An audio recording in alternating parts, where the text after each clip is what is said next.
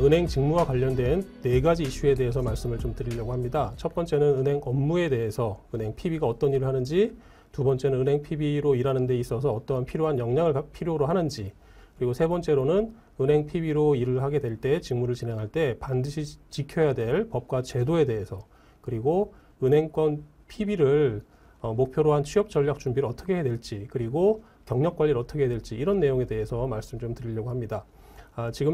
지금부터는 그 첫 번째 시간으로 은행 PB란 무엇인지에 대해서 말씀드리고자 합니다. 은행 PB라고 하는 부분을 말씀드리기 전에 은행 PB 또는 증권 PB 아니면 뭐 투자 상담사 이러한 분들이 똑같이 같이 고민하고 생각하고 있는 투자라는 부분에 있어서 다시 한번 좀 생각을 하고 넘어가겠습니다.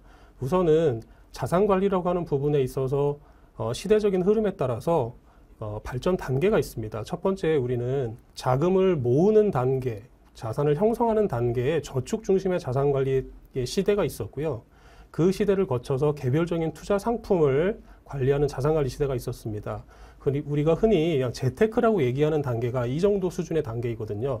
하나하나의 특정 상품이나 아니면 특정 자산에 대한 수익률 관리 아니면 자산 관리 부분을 이러한 그 단계를 거치게 되고요.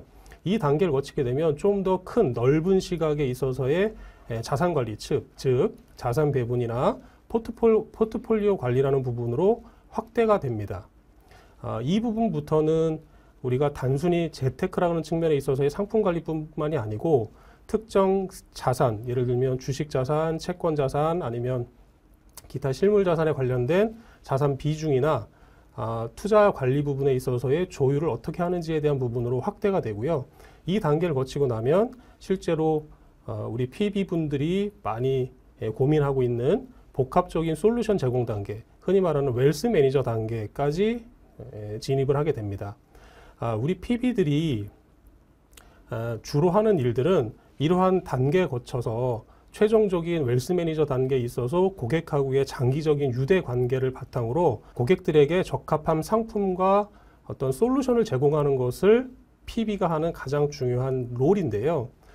여기에서 가장 중요한 것은 장기적인 유대 관계를 바탕으로 한다는 부분입니다. 즉 신뢰 관계를 바탕으로 상품이나 어떤 서비스를 제공하는 것인데, 그렇다면 PB는 어떤 일을 하는 것일까요? 양적인 부분과 질적인 부분으로 좀 나눠서 생각을 해볼 필요가 있는데요. 양적인 부분, 즉 숫자로 나타나는 부분에 있어서는 몇 명의 고객을 관리하고 있고 몇 명의 고객을 새로 개척을 해서 새로운 고객으로 유치했고 현재 관리하고 있는 고객의 자산 규모는 어느 정도이고 그 고객들의 수익률은 몇 %인지라고 하는 양적인 부분으로 측정할 수가 있는 부분이 한 부분이 있고요. 그 반대적인 측면으로 질적인 어떤 부분에 있어서의 접근을 한다라고 하면 대내외적으로, 여기서 대내외적이라고 하는 것은 어떤 은행 내에서 아니면 같은 은행권 내에서 아니면 같은 산업군 내에서 특정한 회사의 PB분들이 어느 정도의 역량을 가지고 있고 고객 관리의 부분에 어느 정도의 수준을 가지고 있는지에 대한 어떤 명성을, 그 다음에 어떤 브랜드 파워를 만들어내는 것도 PB가 가지고 있는 가장 중요한 역할 중에 하나입니다. 결국 PB라고 하는 것은 각각 속해 있는 각 회사의 금융회사의 최정의 개인금융의 영업 전문 인력이라고 한마디로 정의 내릴 수 있습니다.